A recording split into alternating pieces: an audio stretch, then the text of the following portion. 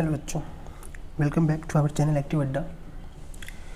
ये हमारी NCERT solution series का तीसरा लेक्चर है, जिसमें आज अब तक हमने 2 लेक्चर डिस्कस किया है।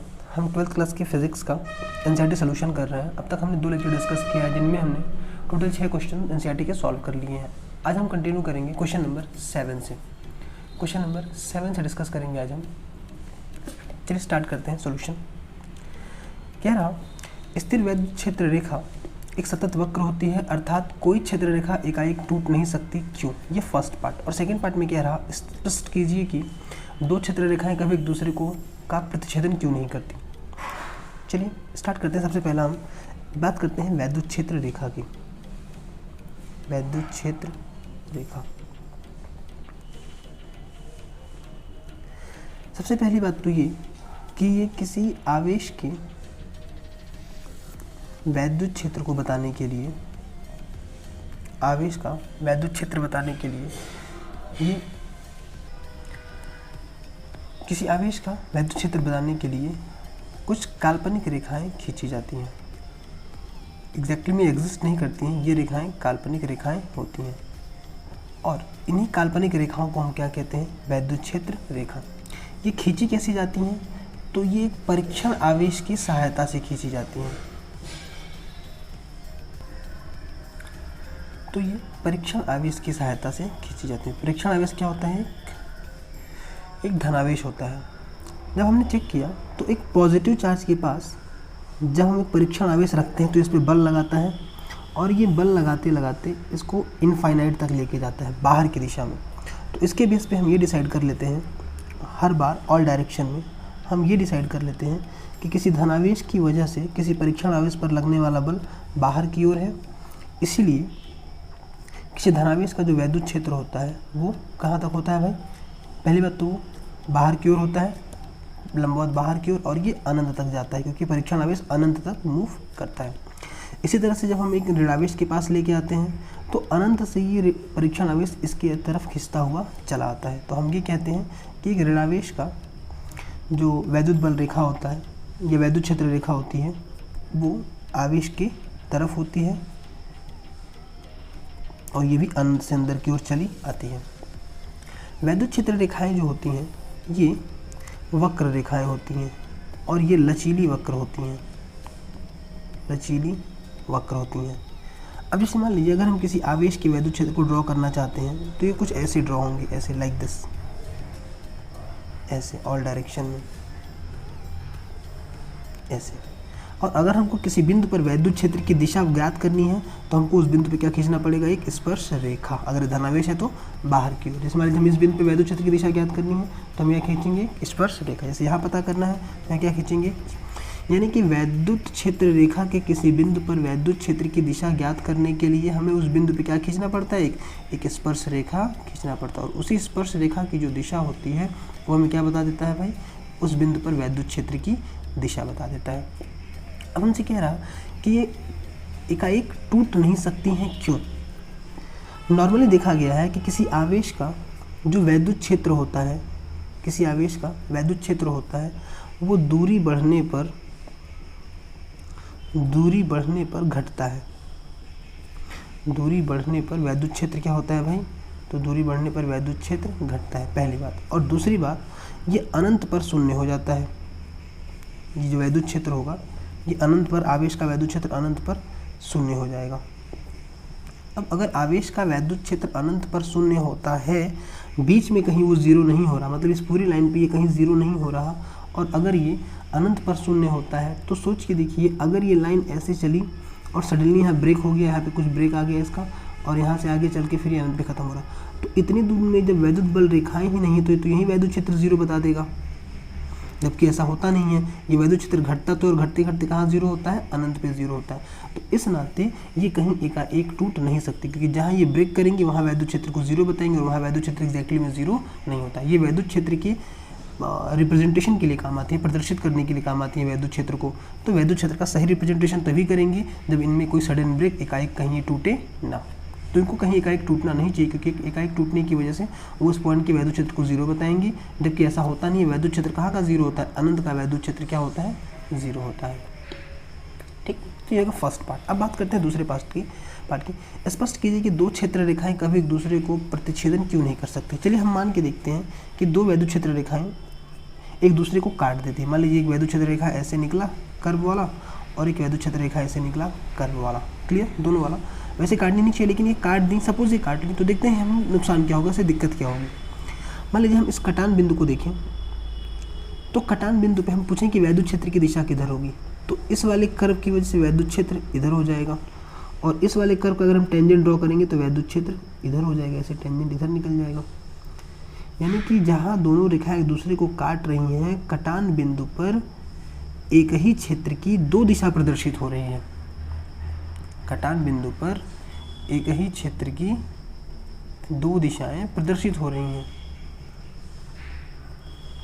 दो दिशाएं प्रदर्शित हो रही हैं।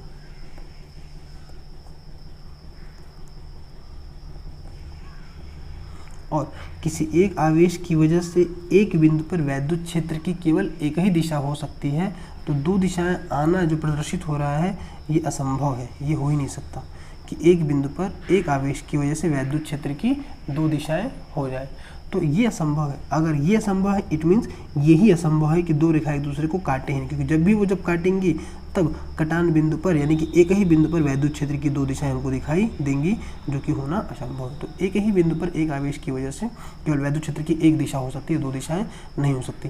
काटेंगी तो दो दिशाएं दिखाएंगी, जो कि असंभव है। इस नाते बल रेखाओं का एक दूसरे को काटना भी असंभव है, यानी कि ये भी चीज़ें नहीं हो सकती। दो वैद्युत बल रेखा एक दूसरे को कभी नहीं काट सकती। क्लियर, तो ये चीज़ें हो गई हमारे क्वेश्चन नंबर 7 का पार्ट कंप्लीट हो गया। चलिए अब हम डिस्कस करते हैं नेक्स्ट क्वेश्चन, क्वेश्चन नंबर 8। चलिए अब हम देखते हैं क्वेश्चन नंबर 8। क्वेश्चन नंबर 8 क्या कह रहा है, दो बिंदु आवेश QA बराबर +3 माइक्रोकूलम तथा QB बराबर -3 माइक्रोकूलम एक दूसरे से 20 सेंटीमीटर की दूरी पर स्थित हैं। अब हमें दो चीज़ पता करने के लिए कह रहा, दोनों आवेशों को जोड़ने वाली रेखा की मध्य बिंदु पर वैद्युत क्षेत्र की तीव्रता, और फिर यदि मध्य बिंदु पर एक ऋणावेश इतना रखा जाए तो उस पर लगने वाला बल। हम क्वेश्चन का फिगर अभी रुक के ड्रॉ करते हैं। सबसे पहले हम वैद्युत क्षेत्र की तीव्रता समझते हैं क्या होता है। वैद्युत क्षेत्र की तीव्रता को हम वेक्टर E से इंडिकेट करते हैं, प्रदर्शित करते हैं। उसका फॉर्मूला होता है F/Q। F/Q हमको पता है कि अगर कोई आवेश है Q, कोई भी आवेश है +Q या -Q, तो हमेशा इसके चारों तरफ एक क्षेत्र बन जाता है, एक क्षेत्र बन जाता है जिसमें कोई दूसरा आवेश आकर्षण या प्रतिकर्षण बल का अनुभव करेगा। इस क्षेत्र को, इसी क्षेत्र को कहते हैं वैद्युत क्षेत्र। अब इसमें कोई दूसरा आवेश जैसे ही एंटर करेगा उस पर हमेशा ये क्षेत्र बल लगाना शुरू कर देगा, ये वाला आवेश बल लगाना शुरू कर देगा। इस बल का जो परिमाण होता है, जो बल लगेगा वो नज़दीक, अगर यहाँ कोई आवेश रखा जाएगा तो उस पर ज़्यादा बल लगेगा, और जो बाहर आवेश दूर रखा जाएगा उस पर कम बल लगेगा। तो कब इस बल का मान कम, कब इस बल का मान ज़्यादा होगा, इसको मैथमेटिकली एक्सप्लेन करने के लिए हमसे ये बताया गया, एक टर्म बताया गया वैद्युत क्षेत्र की तीव्रता। ये कहा गया कि जहाँ वैद्युत क्षेत्र की तीव्रता कम होगी, जहाँ वैद्युत क्षेत्र की तीव्रता कम होगी वहाँ बल कम लगेगा, और जहाँ तीव्रता ज़्यादा होगी वहाँ बल ज़्यादा लगता है। यानी कि अगर किसी क्षेत्र में किसी पॉइंट पे ज़्यादा बल लग रहा तो हम ये बोलेंगे कि आवेश की वजह से वहाँ तीव्रता ज़्यादा है, और जहाँ बल कम लगेगा वहाँ हम ये बोलेंगे कि वहाँ तीव्रता थोड़ी।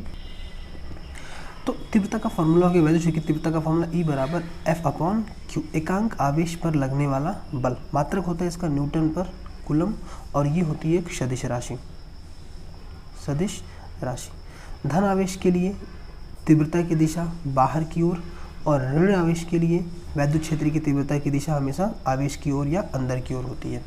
क्लियर। अब हम एक बात इसका फॉर्मूला डिराइव कर लेते हैं। मान लीजिए हमने यहाँ पे कोई आवेश रखा Q इस पॉइंट पे, और इस आवेश से इसकी दूरी है R, तो ये आवेश इस पर एक बल लगाएगा, उस बल का मान होगा F बराबर स्मॉल k, पता होगा आपको 1/4π0 को हम लिख रहे हैं स्मॉल k। यहाँ पे मान लीजिए आवेश है कैपिटल Q, तो capital Q small q upon दोनों के बीच की दूरी R का स्क्वायर। तो यहाँ का जो बल लगेगा इस पर, और ये धन आवेश है तो बल लगेगा बाहर की ओर, कितना बल, F बराबर Q अपॉन R का स्क्वायर। तो इस बिंदु की तीव्रता कितनी होगी, E बराबर F/Q। F का मान capital K small k capital Q small q upon R का स्क्वायर अपॉन Q कैंसिल, तो E का फॉर्मूला आया कि Q अपॉन R का स्क्वायर। यानी कि इस बिंदु पे जो तीव्रता होगी वो उसका फॉर्मूला आ गया मेरे पास, E बराबर के क्यू अपॉन आर का स्क्वायर। अब यहाँ पे दो चीज़, एक तो E का फॉर्मूला आया F बाई क्यू, ये आया जब आवेश रख रहे हैं उसके टर्म्स में, और ये फार्मूला के क्यू अपॉन आर स्क्वायर भी वैद्युत क्षेत्र की तीव्रता का ही फार्मूला है, लेकिन ये आया सोर्स चार्ज जिसकी वजह से क्षेत्र बन रहा उसकी वजह से।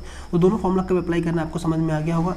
E इज इक्वल्स टू के क्यू अपॉन आर स्क्वायर आपको तब अप्लाई करना है जब सोर्स चार्ज की वैल्यू पता, सोर्स चार्ज मतलब जिस चार्ज की वजह से क्षेत्र बन रहा है, और E बराबर F बाई क्यू कब अप्लाई करना हो जब आपको ये परीक्षण आवेश या फिर जो दूसरा वाला आवेश रखा गया है वो पूछा जाए उसके टर्म्स में। तो अब एक बात और, क्षेत्र में, इस क्षेत्र में जब भी कोई आवेश रखा जाएगा तो इसकी तो हर पॉइंट पे तीव्रता है। तो अगर मान लीजिए यहाँ तीव्रता है E, हमने यहाँ निकालना तीव्रता, तो यहाँ पे तीव्रता मान लिया मैंने कितनी E। अब यहाँ पे अगर तीव्रता हमको पता है और यहाँ हम कोई आवेश रखेंगे तो यहाँ पे बल का मान निकाल सकते हैं। देखिए यहाँ से हम लिख सकते हैं F बराबर Q इंटू E, यानी कि वैद्युत क्षेत्र में किसी भी बिंदु पर अगर हम कोई आवेश रखते हैं तो हमेशा उस पर बल लगेगा, कितना, जो आवेश रख रहे हैं वो इंटू उस पॉइंट पे तीव्रता। तो बल का मान हम निकाल सकते हैं F बराबर Q इंटू E। क्लियर, तो ये हो गया इसका बेस। अब आ जाते हैं हम क्वेश्चन पे। दो बिंदु आवेश Q A और Q B, पहले हम दो पॉइंट बना लेते हैं। एक पॉइंट हमने बना लिया A और एक पॉइंट हमने बना लिया B। यहाँ पे मैंने आवेश रख दिया है QA और यहाँ पे मैंने आवेश रख दिया है QB। क्लियर, अब यहाँ पे जो QA का मान है वो है +3 माइक्रोकूलम और जो QB का मान है वो है -3 माइक्रोकूलम। दोनों के बीच की दूरी है यहाँ से यहाँ तक कितनी, 20 सेंटीमीटर। अब हमसे क्या कह रहा है, इनके मध्य बिंदु पर, दोनों आवेशों को जोड़ने वाली रेखा के मध्य बिंदु पर वैद्युत क्षेत्र की तीव्रता, मध्य बिंदु मतलब ये वाला पॉइंट। चलिए फिर मान लिया ये पॉइंट है C और यहाँ से इसकी डिस्टेंस हो गई 10 सेंटीमीटर और यहाँ से इसकी डिस्टेंस हो गई 10 सेंटीमीटर। तो बताइए A वाले पॉइंट की वजह से, क्योंकि धनावेश है तो A वाले पॉइंट की वजह से यहाँ पे तीव्रता किधर बनेगी, बाहर की ओर। A वाले पॉइंट की वजह से तीव्रता निकली बाहर की ओर, तो उस A का मान क्या होगा, मतलब A वाले बिंदु पर तीव्रता, सॉरी A वाले की वजह से तीव्रता। इसको कैसे लिखेंगे, वैद्युत क्षेत्र की तीव्रता C बिंदु पर A की वजह से। तो देखिए सोर्स चार्ज हमको पता है तो हम लिखेंगे K स्मॉल k और Q मतलब 3 इंटू 10⁻⁶ माइनस माइक्रोकूलम है ना, 10⁻⁻⁶ अपॉन 10 अपॉन सेंटीमीटर को मीटर में चेंज कर लिया 100 का स्क्वायर। इसको हम सॉल्व कर लेते हैं। 9 इंटू 10⁻⁹ k का मान इंटू 3 इंटू 10⁻⁻⁶ अपॉन 10 से 10 कैंसिल 100 टाइम्स, तो 1 अपॉन 10 का स्क्वायर, और 10 का स्क्वायर ऊपर गया तो ये 10⁻² ऊपर पहुंच जाएगा। इसको यहाँ हमने शिफ्ट कर दिया पूरा, तो यहाँ से ये गायब हो जाएगा। अब इसको सॉल्व कर लेते हैं। 9 3 27, 9 3 27 इंटू 10⁻⁹ 2 11 और -6 तो 10⁻5।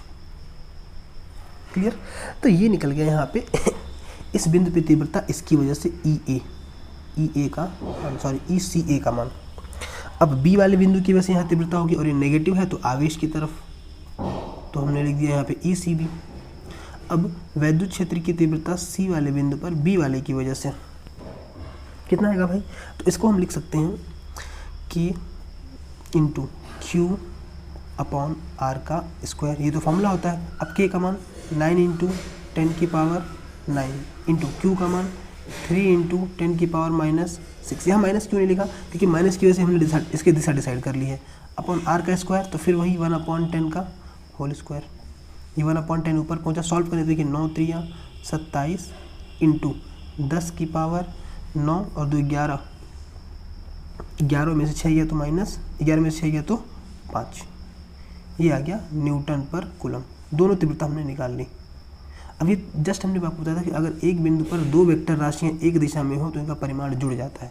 तो जो C बिंदु पे नेट वैद्युत क्षेत्र होगा उसका मान जो होगा वो होगा E/CA प्लस E/CB, क्योंकि दोनों सेम डायरेक्शन में है, एक दिशा में है तो जुड़ जाएंगे। और दोनों को अगर हम जोड़ते हैं तो 27 27 54 इंटू 10⁻5 न्यूटन पर कूलम। ये हो गया इसका नेट वैद्युत क्षेत्र C वाले बिंदु पर। चलिए, तो अब हम निकालते हैं क्या, अब हमें सेकेंड पार्ट में क्या करें, इसका सेकेंड पार्ट हमें इस बिंदु पर नेट वैद्युत क्षेत्र पता चल चुका है, ई नेट इस बिंदु पर पता चल चुका है।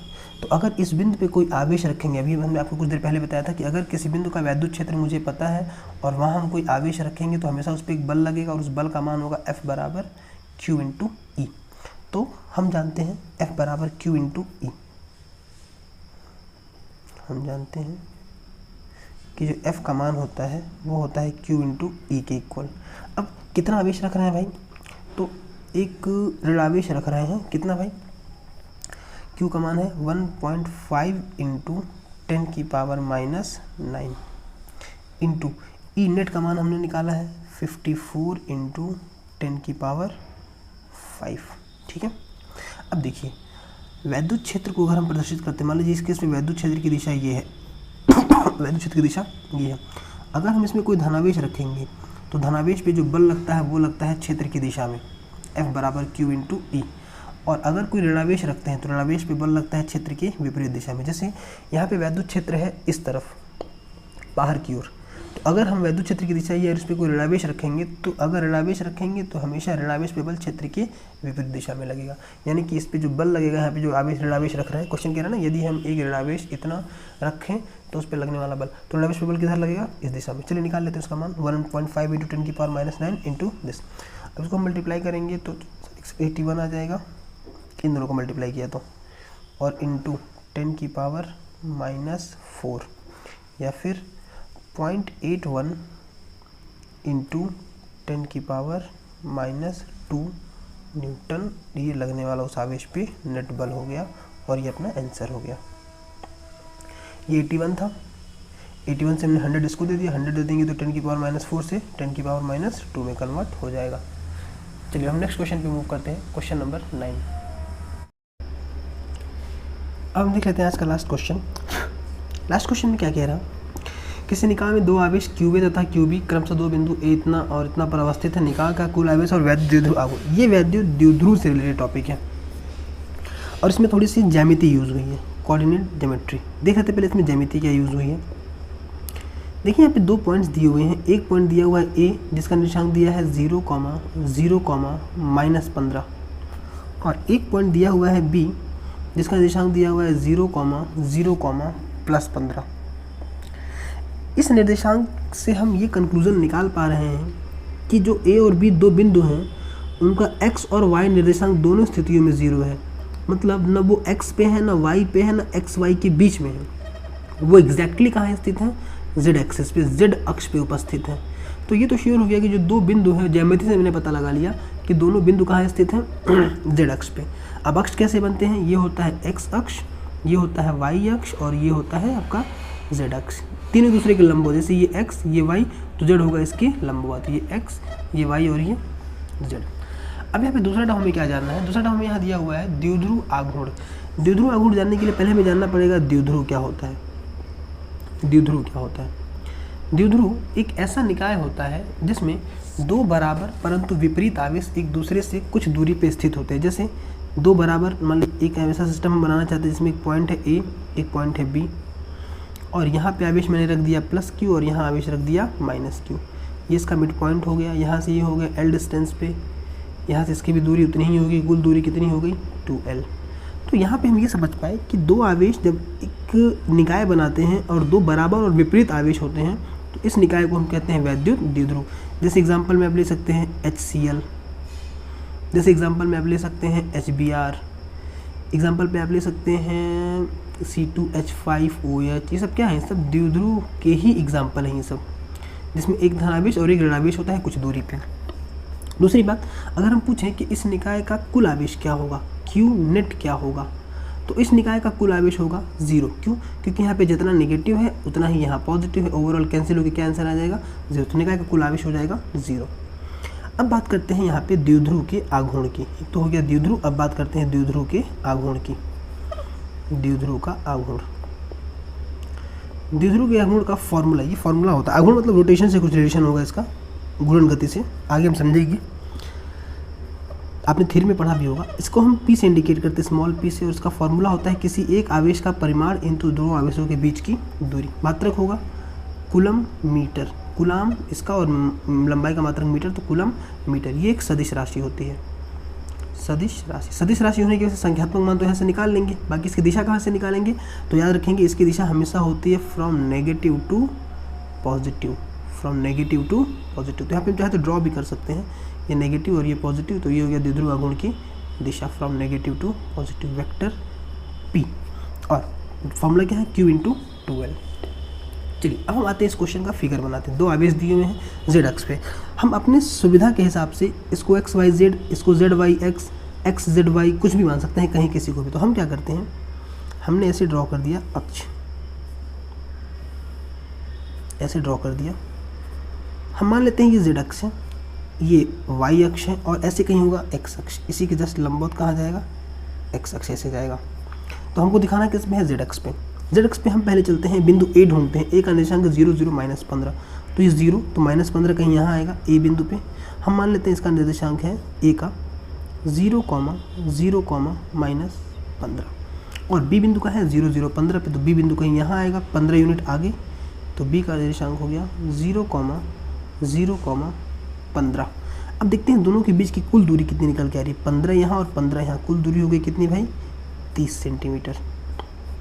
अब क्या ये द्विध्रुव बन रहा, चलिए देखते हैं। ए पे जो आवेश दिया है इसका मान है 2.5 × 10⁻⁷, और बी पे जो आवेश दिया है उसका मान दिया हुआ है -2.5 × 10⁻⁻। देखिए दोनों आवेश का परिमाण बराबर है, लेकिन प्रकृति अलग है, एक ऋणावेश है, दूसरा क्या है, धनावेश है। तो दो बराबर आवेश हो गए, एक दूसरे से बराबर दूरी पे भी। देखिए 15 यहाँ, फिर एक फिक्स दूरी कितनी हो गई, 30। तो ये निकाय क्या बना देंगे, द्विध्रुव बना देंगे, ठीक है। तो यहाँ से एक द्विध्रुव का निर्माण हो जाएगा, ठीक। तो ये द्विध्रुव का निर्माण कर, अभी हम पढ़ के आए कि द्विध्रुव का नेट आवेश क्या होता है, द्विध्रुव का जो Q नेट होता है, जितना धनावेश उतना ऋणावेश, तो Q नेट क्या हो जाता है, 0। तो हमसे क्वेश्चन पूछ दिया कि सारा एलिमेंट दे दिया, QA कहाँ रखा, QB पॉइंट्स दे दिए हैं, कह रहा निकाय का कुल आवेश बताइए। तो निकाय का कुल आवेश क्या होगा, 0। ये फर्स्ट पार्ट का आंसर हो गया। सेकेंड पार्ट इसमें हमसे पूछ रहा वैद्युत द्विध्रुव आघूर्ण क्या होगा। तो वैद्युत द्विध्रुव आघूर्ण का फॉर्मूला भी हम जस्ट पढ़ के आए हैं, वेक्टर P बराबर कोई एक आवेश का परिमाण, क्योंकि दोनों बराबर हैं, इंटू दोनों के बीच की दूरी। एक आवेश का परिमाण कितना भाई, तो परिमाण लिखना है, प्रकृति नहीं, 2.5 × 10⁻⁷ इंटू 2 और 2L, L का मान देखिए, ये L होता है और ये L होता है, ये भी L है और ये भी L है, तो मिल के कुल कितने हो गए 2L। तो हमको पूरे 2L का मान दिया हुआ है 30 सेंटीमीटर, ना कि L का। पूरा L कितना दिया हुआ है, 2L कितना दिया हुआ है, 30 सेंटीमीटर। तो इस 2L की जगह पे हम क्या रख देंगे, पूरा 30 सेंटीमीटर, 30/100, 30/100। पूरे 2L का मान दिया हुआ है, ये L होता है यहाँ से यहाँ तक, और यहाँ से यहाँ तक ये भी L, तो L कितना 2L, तो पूरे 2L का मान हमको कितना दिया हुआ है, 30 सेंटीमीटर। अब इसको सॉल्व करते हैं, ये 0 से 0 कैंसिल, तो यहाँ बचा 3, ये 2.5, 3 7.5 इंटू 10⁻⁻7, ये 10⁻⁻1 ऊपर पहुँचेगा तो 10⁻⁸, या इसको लिख सकते हैं हम लोग 0.75 इंटू 10⁻⁷। ये हो गया द्विध्रुव का द्विध्रुव आघूर्ण, कूलम मीटर आंसर।